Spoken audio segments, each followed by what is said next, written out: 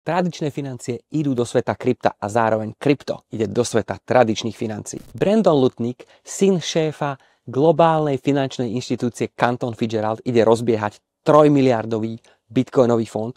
Spolu s ním do toho idú napríklad aj Tether, BitMEX alebo SoftBank. A cieľ? Cieľ je jednoduchý.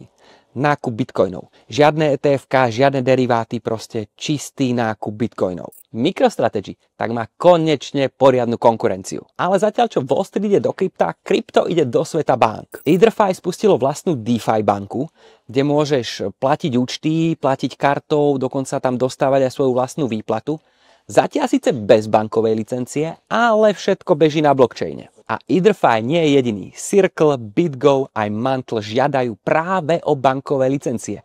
Čoskoro tu tak možno budeme mať naozaj regulérne kryptobanky. A teraz nekončiaca sága Trumpa a jeho tarifov. Ten oznámil, že zníži clá na Čínu, že Powella nakoniec asi nevyhodí a takisto potvrdil, že v skutočnosti sleduje, čo sa deje na akciových trhoch. Trump vraj dokonca premýšľa nad tým, že by peniaze z tarifov použil na zníženie daní.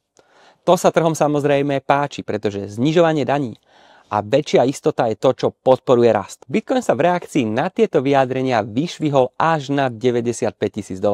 A nakoniec Monero. To je staršia kryptomena, ktorá je zameraná na súkromie, pretože pri správnom používaní sa na nej nedajú vystopovať transakcie. Monero zažilo prudký rast. Ale nie práve z čistých dôvodov, pretože z ukradnutých bitcoinov sa peniaze prali práve cez Monero. No a práve toto spôsobilo výrazný cenový pump Monera. Áno, súkromie sa predáva dobre, ale keď do toho zamiešate aj pranie peňazí, môže to byť problém, pretože s tým prichádza aj tlak regulátorov. Monero sa tak opäť dostalo pod lupu. Ak chcete mať vždy čerstvý prehľad o tom, čo sa deje v kryptosvete, dajte nám follow. Vidíme sa na budúce. Vyrástol až nad 90, jak moja babka.